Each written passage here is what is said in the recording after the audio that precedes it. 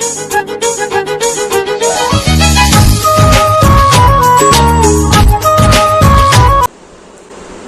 सांग मैंने जय जगन्नाथ मो रूपा और आपण मान कम कर मोर गोटे यूट्यूब चैनल रूपा सन को आशा कर समस्त भल लगे और बहुत बिंदास हो जदि आपण मैंने मो चैनल नुआ अच्छा और एपर्यंत मो चैनल को सब्सक्राइब करना तो आदौ लेट करते शीघ्र कर मो चैनल को सब्सक्राइब कर दिखाँ आशा पाखे बेलाइकन क्लिक करना जहाँफल पठाते प्रत्येक नवा भिडियो नोटिफिकेशन खूब शीघ्र आपने तो जानते आम जाइलु गंजाम तारातारिणी तो से कौन सब घटना घटी आपण मान सहित मुझे सेयार कर किए हजि जाते भी आपण सहित मुझे सेयार कर माने सेठी हूँ तारातारिणी गंजाम तारातारिणी जोटि 1000 पाहाच 1000 माने 999 पाहाच ठाकुर मंदिर जब 999 पाहाच मंदिर एपट सेपट मिसले से 1000+ पाहाच तो से पहुँचलु ये बाहर राति 5टार मुझे गली राति 5टार खाई भुवनेश्वर बाहर राति 1:30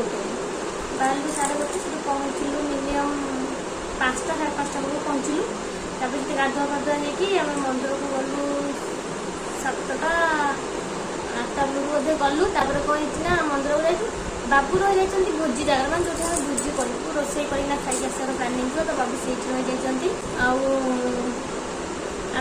आम गलु मो जा आ बंधु भाज आ मो जाकर माँ आम घर ओनर माँ आ बंधु भाई मामा श्री गुडू आम एति गलु आ से 2 भाई तले रही जाते देवाशीष भाई तले थे बाबू भी तले थे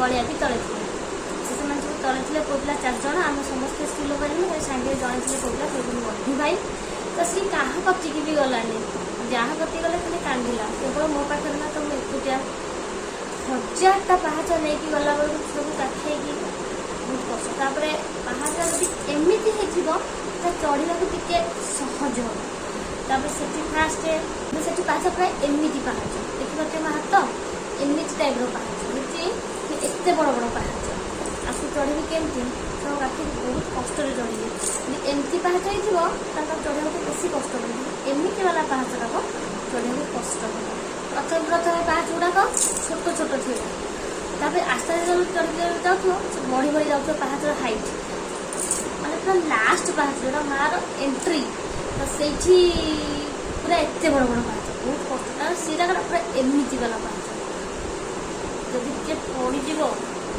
सरला तो बहुत कष्ट ताको नहीं गली काहारी कति गलानी खाली कांदिला मतलब कहले बंधु भाई धरले मो जा धरले कह से कांदी पड़े आम नहीं जाऊँ कहना एत जोर से खरा भी से मैंने काली कहबानी जोर से खरा एत लोक भिड़ से पूरा गंदा पिंपड़ी भी गई जोटा कि कह पाहाच भी बहुत जोर से काटी मुझे ना खरा तंतु शिखी एत कांदे कष्ट हो पचे मुझे नहीं तार बाबू को कॉल कली बाबू गाधे पाधे बाहर जावाक बाबू गला बेलू आम दर्शन सारी थोड़ी पाहाच अधा ओह्लैकी आसुनी बाबू को चेष्टा कला कौन लाभ से नहीं गली अत्याधिक टायर्ड हो गली लास्ट कौन कली ओढ़णी फोड़णिया किसी मुंडे देली बंधु भाई से मोर देवश्वर भावे बट कौन कर संभाली ना ओढ़णी की संभाली पाहाच उठी कौन करी ओढ़णी देनी आम सायाटा को एमती फोल्ड करके अंटार खुशी जोटा कि पाहाच चढ़ला बेलू शाढ़ीटा मत हैरान हबनी तो ताकू मो कौन कला पाहाच मो सायाटा को अंटार खुशीदेली तब चलली आम दीजा एक सेम कलर सेम डिजाइन शाढ़ी पिंधि जाइए लोक मैंने खाली आमको अनौच आपने देखिए पूर्व ब्लॉग आम दीजा सेम कलर शाढ़ी पिंधि जाइए सेम डिजाइन सेम प्रिंट तो से लोक समस्त अनौर मुझे सायाटा खुशी देती अंटार से भी मत अनौच जी जहाँ अनौच अना मुझे कष्ट कष्ट माँ कति पड़े जीवन प्रथम थर पर गाड़ी मामा थे जाइए उपरको पुणी रिटर्न फोन कराला कि उपरे चुप पड़ू तले पड़ू से किसी पाठ भी ओह्लैकी आसी मत कहले बाकी आमको ठंडा पा मिलूँ लेबू सरबत मिलूँ अटर बुट सब मिलूँ खाया कथा पिया कथा भी पीब कि तो मंदिर दर्शन करूँ किसी खाइबनी आम खाली पा कि पीकिना करूँ पा किण जदि नर्माल वाटर आपने चाहिए से टैप लगी मागेना पाइबे तो जब आप चिल वाटर चाहिए ତାହେଲେ ସେଠୁ ଆପଣଙ୍କୁ କିଣିବାକୁ ପଡ଼ିବ। ବୋତଲ ଗୋଟାକ 20 ଟଙ୍କା।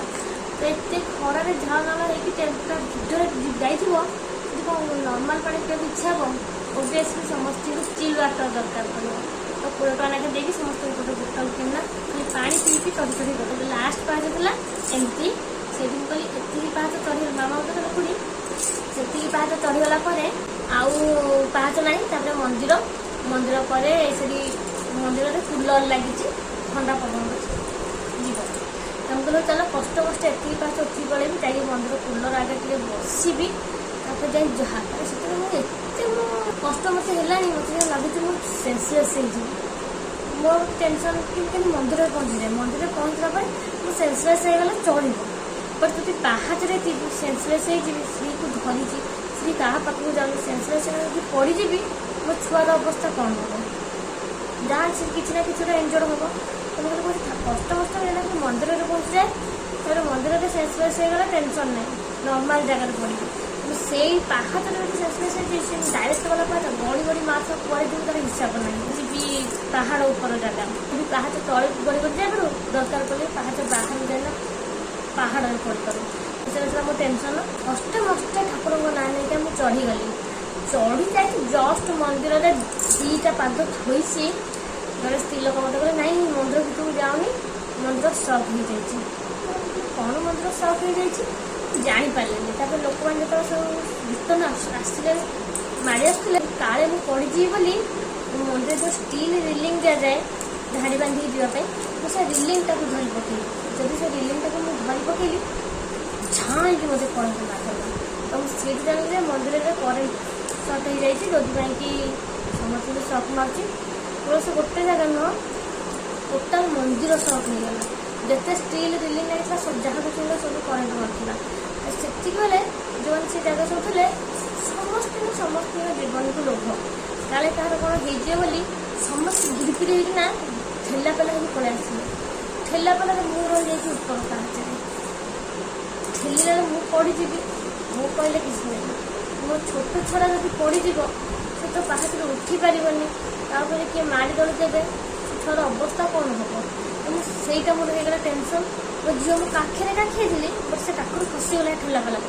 ଯଦି ଖସିଗଲା ତାଇ କାନ୍ଧ ଦୁଇଟାକୁ ମୁଁ ଖାଲି ଏମିତି ହାତରେ ଧରିଛି, ଯେଉଁଟାକୁ ମୋ ପେଟ ପକେଇବି, କୁକୁରି ପିଇବି, ମୋ ପେଟ ପକେଇ ତାକୁ ମୁଁ ଏମିତି ଧରିଛି। ଯାହା ହେଉଛି ହେଇଯାଉ ପଛେ ମୁଁ ଛାଡ଼ିଦେବି। ମୋ ମାଆ କ'ଣ କାହା ଛୁଆକୁ ଛାଡ଼ିଦେବ କି ମୋ ଛୁଆ ପଡ଼ିଯାଉ ବୋଲି?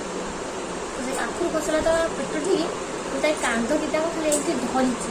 ଯାହା ହେଉଛି ହଉ, ମୁଁ ପଡ଼ିବି ତ, କହିଲେ କାହା ଉପରେ ପଡ଼ିବି, କିନ୍ତୁ ମୋ ଝିଅ ମୋ ହାତରୁ ନ ଖସୁ।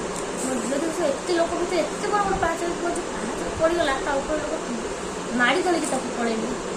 ସେଥିପାଇଁ ମୋ ଝିଅକୁ ଜମା ଛାଡ଼ି ନଥିଲି, ଧରିଥିଲି। ତ ଏଠି ବନ୍ଧୁ ଭାଉଜ ଆଉ ଆମ ଘର ଓନର ମା ମୋ ଫ୍ରେଣ୍ଡ ହେଇଥିଲେ, ସେମାନେ ତ ଆମର ମାଝ ଟିକେ ଧରି ପକେଇଥିଲେ। ଆମେ ଆଉ ମାଝ ପଡ଼ିନଥିଲୁ ସିନା, କିନ୍ତୁ ମୋର ଆଉ ପେସେନ୍ସ ନଥିଲା। ଏତେ କଷ୍ଟରେ ଗୋଟେ ଆଶା ନେଇକି ଆସିଲି କି ମନ୍ଦିରରେ ବସି ପଡ଼ିକି ଟିକେ କୁଲର ତଳେ ତେଣିକି ମୁଁ ସେନ୍ସଲେସ୍ ହେଲେ ପଛେ ହେଇଯାଏ, ବଟ୍ ମନ୍ଦିର ପାହାଚରେ ମଡ଼ା ଦେଇଛି, ସେପଟେ ସକ୍ ହେଇଯାଇଛି। ରିଟର୍ନ ଆସିବାରି ବୋଲି ଭାବିଲୁ, ଆମେ ଗଲା ନା ଏବେ ଯଦି ରିଟର୍ନ ଯିବି, ଲୋକ ଯେତେବେଳେ ମନ୍ଦିରରେ ଅଛନ୍ତି ସବୁ ତ ରିଟର୍ନ ଆସିବେ, ଯେହେତୁ ମନ୍ଦିର ସଟ୍ ହେଇଯାଇଛି। ଯଦି ଠେଲା ପେଲା ହେଇଯାଇଛି, ମୋର ତ ପେସେନ୍ସ ନାହିଁ ଜଲ୍ଦି ଓହ୍ଲିକି ଯିବାକୁ, ମୋ ଗୋଡ଼ ଆଉ କାମ କରୁନି, ପୁଣି ମୋତେ ମାରିଦେବେ, ପୁଣି ବସିବାକୁ ପୁଣି ଟିକେ ଜାଗା ନାହିଁ। ମୁଁ ଦେଖିଲି ଯେପଟେ ମନ୍ଦିର ସବୁ ରିଟର୍ନ ସେ ବାଲିପଟେ ଆସନ୍ତି, ତ ସେଇଠି ଟିକେ ଫାଙ୍କା ଥିଲା, ମାନେ ଓସାର ଜାଗା ଥିଲା, ଯେଉଁଟାକି ରିଲିଂକୁ ଛାଡ଼ିକି ନା ବସି ହେବ। ତ ମୁଁ କହିଲି ପୁଣି ରିଟର୍ନ ଆଉ ଦୁଇଟା ପାହାଚ ଚଢ଼ିଲି, ସେ ବାଲି ଉପରେ ନା ବସିଲି। ସେ ଜଣେ ଦହି ବିକୁଥିଲେ ଜଣେ ମାଉସୀ, ତ ସେ ମାଉସୀ କହିଲେ ଝିଅ ତୁ ମୋ ବେପାର ସାମ୍ନାରେ ବସ, ମୋ ବେପାର ହେବ ସେ ସାଇଡ଼୍ରେ ବସ। ତ ତାଙ୍କ ସାଇଡ଼୍ରେ ବସିଲି। ମୋତେ କହିଲେ ମାଲୋ ତୋ ଦେହ ମୁହଁ ତ ପୁରା ନାଲି ହେଇଯାଇଛି, ମା ଛୁଆ ଦୁଇଟା ପୁରା ନାଲି ଟମାଟୋ ହେଇଯାଇଛ, ମା ତ ପୁରା ନାଲି ହେଇକି ବାଧାରେ ବସିଛି, ଛୁଆକୁ କେମିତି ସମ୍ଭାଳିବ? ମୁଁ କହିଲି କ'ଣ କରିବି ମାଉସୀ, ବହୁତ କଷ୍ଟରେ ଆସିଲି, କିନ୍ତୁ ମନ୍ଦିର ସଟ୍ ହେଇଯାଇଛି, ମନ୍ଦିର ଦର୍ଶନ କରିପାରିଲିନି, ଆସିକି ବସିଛି। ମୋତେ କହିଲେ ନେଲୁ ମା ଟିକେ ଦହି ପାଣି ପିଇଦେ, ମୋତେ ଭଲ ଲାଗିବ। ମୁଁ କହିଲି ନାଇଁ ମାଉସୀ ମୁଁ ଦହି ଖାଏନି, ତ ମୁଁ ଦହି ପାଣି ପିଇବିନି। ତାପରେ ଟିକେ ମନ୍ଦିର ତକ ଲୋକ ଫେରି କିଛି ପଳେଇଲେ, ଇଲେକ୍ଟ୍ରିକ୍ ସଟ୍ ହେଇଯିବା ଯୋଗୁଁ, ସେତେବେଳେ ମନ୍ଦିର ଟିକେ ମାନେ ପୁରା ତ ଫାଙ୍କା କିଛି ନା ଫାଙ୍କା ହେଲା, ଯେଉଁଟାକି ରିଲିଂକୁ ଛାଡ଼ିକି ଯାଇ ହେବ। ତାପରେ ମୋତେ ବନ୍ଧୁ ଭାଉଜ କହିଲେ କି ରୂପାଲି ଆସ ଯିବା, କିନ୍ତୁ ରିଲିଂକୁ ଧରିବନି। ତ ଆମେ କହିଲୁ ଠିକ୍ ଅଛି ଚାଲ।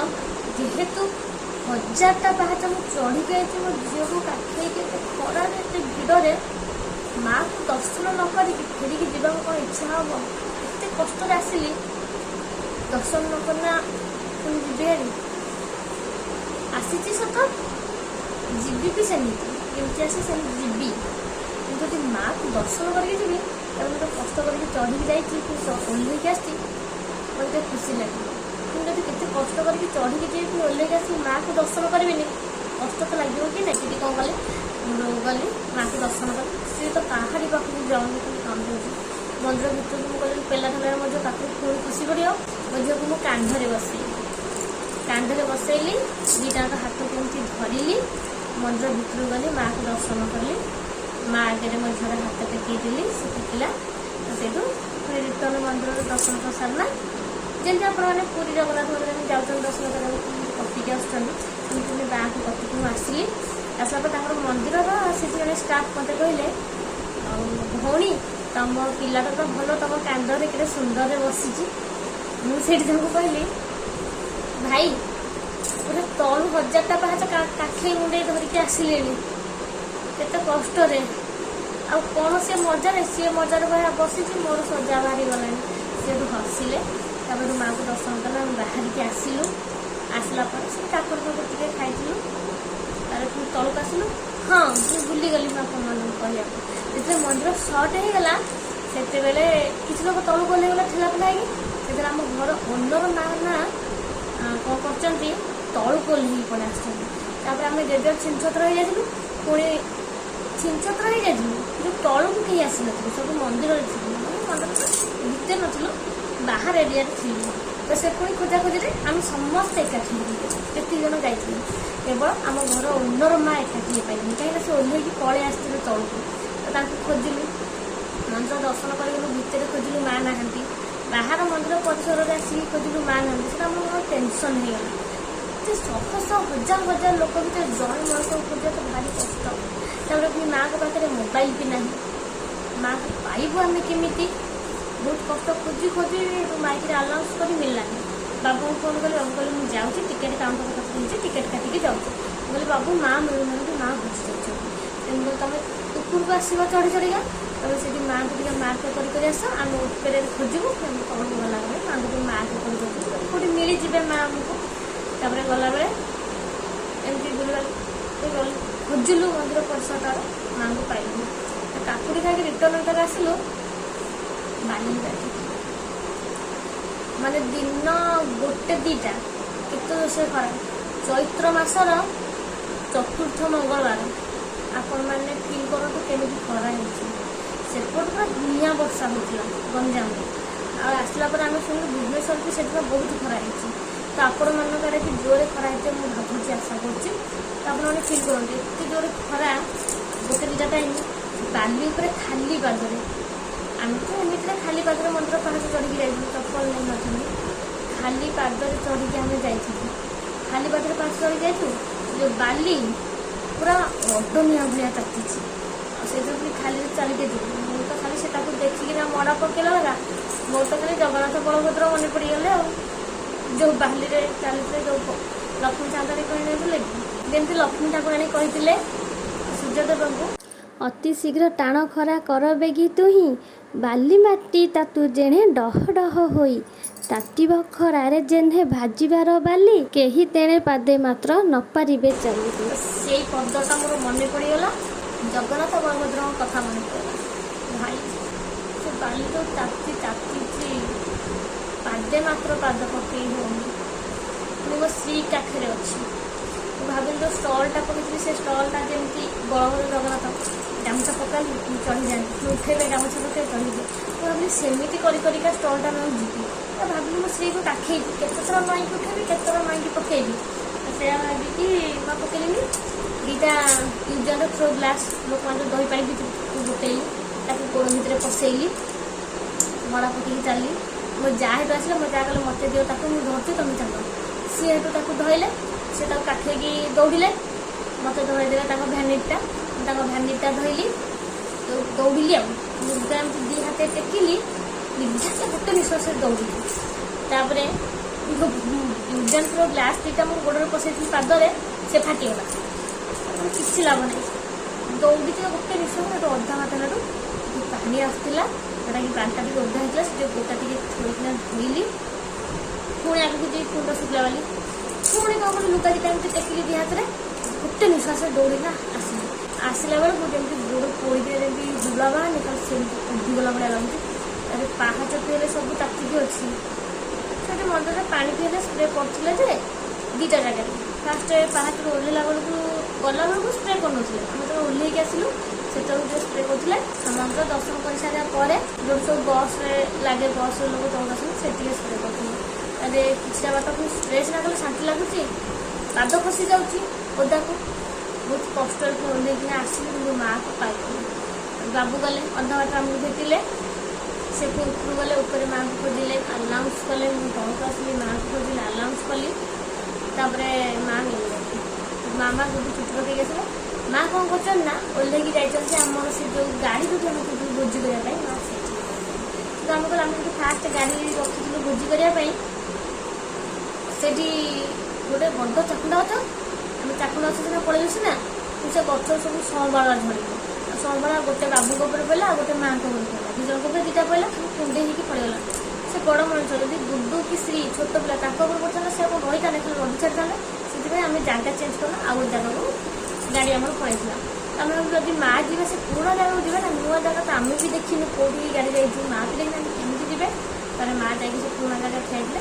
ତାପରେ ଭାଇ ଗଲେ, ମାନେ ମୋ ଦେଉସୁର ଗଲେ, ସେ ପୁରୁଣା ଜାଗାକୁ ଗଲା ମାଆ ସେଇଠି ଠିଆ ହେଇଛନ୍ତି। ଆମେ ତାଙ୍କୁ କହିଲୁ କି ଯାଅ ସେଠି ଦେଖିବ କାଳେ ମାଆ ସେ ଜାଗାରେ। ଭାଇ ଗଲେ, ଗଲାବେଳକୁ ମାଆଙ୍କୁ ପାଇଲେ, ମାଆଙ୍କୁ ନେଇକିନା ସେ ଆମର ନୂଆ ଭୋଜି ଯୋଉଠି କରିବୁ ବୋଲି ଟ୍ରାନ୍ସଫର ହେଇକି ସେଇଠି ଯାଇଥିଲେ, ଆମେ ଦର୍ଶନ କଲୁ, ଆସିଲୁ। ମାନେ ଏତେ କଷ୍ଟ, ମୁଁ କହିଲି ମାଆକୁ ପ୍ରଥମ ଥର ପାଇଁ ତ କତିକି ଆସିଛୁ, କେତେ ପରୀକ୍ଷା ଆମର ନେଉଛୁ। ମିନିମମ୍ 20 କିଲୋମିଟର ଆମେ ଚାଲିଥିବୁ ଏଇ ସିଧାଟିଆ ଖରାରେ, ଖାଲି ପାତ୍ରରେ, ବାଲି ଯେଉଁ ତାତି, ସେ ରାସ୍ତା ଯେଉଁ ତାତି, ନଈ କୂଳରେ କରିଥିଲୁ ଭୋଜି। ନଈ ପାଣି ଆଣ୍ଠୁ କି ଡଙ୍ଗି ପାଣିରେ ପଶିକିନା ଆମେ ଦୁଇ ଯାକ ଗଲୁ, କିନ୍ତୁ ପାଣିକୁ ବାସିଲା ପରେ ଯେଉଁ ବାଲିରେ ଚାଲିକି ଗଲୁ, ହାତ ତ ଖାଲି ପଡ଼ି ଯାଉଥାଏ। ଆଉ କଷ୍ଟ, ଏଥର ବୁଝି ଶିଖିଗଲି। ନେକ୍ସଟ ଟାଇମ୍ ସେ ସ୍ତ୍ରୀର ଚୁଟି ପଡ଼ିବ, ସ୍ତ୍ରୀର ଯେତେବେଳେ ଚୁଟି ପଡ଼ିବ, ଫାଷ୍ଟ ଯିବି ତା ଚୁଟି ପକେଇଦେବି, ତାପରେ ଯାହା ଭୋଜି ଭାତ କଲା ଖାଇବୁ, ସନ୍ଧ୍ୟାବେଳେ ଯିବି ମାଆର ଦର୍ଶନ କରିବି। ପାହାଚ ବାଟରେ ଯିବି କି ବସ୍ରେ ଯିବି ତ ପଛ କଥା, ଦିନ ବେଳେ ଜମା ଯିବିନି, ସନ୍ଧ୍ୟାରେ ଯିବି। କାହିଁକିନା ଆମେ ଦିନ ବେଳେ ଗଲୁ, ଖରାକୁ ଭିଡ଼, ମାଆକୁ ଭଲସେ ଦର୍ଶନ କରିପାରିବୁନି, ବହୁତ କଷ୍ଟ ପାଇବୁ। କିନ୍ତୁ ଭାଇ, ବଳିଆ, ଦେବାଶିଷ ଭାଇ, ଏ 3 ଜଣ ଦିନ ବେଳେ ଦର୍ଶନ କରୁନଥିଲେ, ସେମାନେ ସନ୍ଧ୍ୟାବେଳେ ଗଲେ ଦର୍ଶନ କରିବାକୁ। ମିନିମମ୍ 6ଟା ବେଳକା ବୋଧେ ଦର୍ଶନ କରିବାକୁ ଗଲେ, ମାନେ ପାହାଚରେ ଏତେ ଲୋକ ନଥିଲେ, ଅଳ୍ପ ଲୋକ, ମନ୍ଦିରରେ ବି ଅଳ୍ପ ଲୋକ, ପୁରା ମାଆକୁ ଭଲସେ ଦର୍ଶନ କଲେ। ଆଉ ପୁରା ଭିତରକୁ ଯାଇକି ମାଆକୁ ଛୁଇଁକି ପ୍ରଣାମ କଲେ, ଆଉ ତାଙ୍କ ଉପରେ ଘଣ୍ଟ ଥୋଇଲେ, ପୂଜାରୀ ଯିଏ ଥିଲେ ତାଙ୍କୁ ମାନେ ଭଲ ଭାବରେ ଦର୍ଶନ କରିକି ଆସିଛନ୍ତି। ତ ମୁଁ ବି ସେୟା ଭାବିଛି, ନେକ୍ସଟ ଟାଇମ୍ ଯେତେବେଳେ ଯିବି ଚୁଟି ପକେଇବାକୁ ସ୍ତ୍ରୀର, ପ୍ରଥମେ ଚୁଟି ପକେଇଦେବି, ଭୋଜି ଭାତ ଖାଇକି ସାରୁ, ସନ୍ଧ୍ୟାବେଳେ ଯିବି ମାଆକୁ ଦର୍ଶନ କରିକି ଆସିବି, ସେଟାକି ମନ ଶାନ୍ତି ହେଇଛି। ଆମେମାନେ କ'ଣ ଗଲୁ, ମାଆକୁ ଟିକେ ଦୂର ଦେଖିଲେ ନା, ତୁ ଦେଖି ଆଖି ପିଛୁଳା ପକେଇଲେ ତ ତମକୁ ପୋଲିସ ପେଲି ଦେଉଛନ୍ତି, ଯାହା ମାରିକି ମାଆର ଭଲସେ ଦର୍ଶନ କଲେ। କିନ୍ତୁ ଭାଇ ହେରିକା ଗଲେ, 100 ଟଙ୍କା ଲେଖେ ମାଆ ପାଖକୁ ଯିଏ ଛୁଇଁକି ପ୍ରଣାମ କରିବ ମାଆକୁ 100 ଟଙ୍କା ଦେବ। ମନ୍ଦିରର ପୁରା ଭିତରେ ଯେଉଁଠି ମାଆ ଅଛି ସେଇଠି ମାଆକୁ ଛୁଇଁବ, ନମସ୍କାର କରିକିନା ଆସିବ, 100 ଟଙ୍କା ସେ ନେବେ। ତ ଭାଇ ହେରିକା ଦେଇକିନା ଭିତରକୁ ଯାଇଥିଲେ। ମୁଁ କହନ୍ତି ଠିକ୍ ସେୟା କରିବି, ଆର ବର୍ଷ ଜମା ଦିନ ପରେ ଦର୍ଶନ କରିଯିବୁ ନା, ମାଆ କି କଷ୍ଟ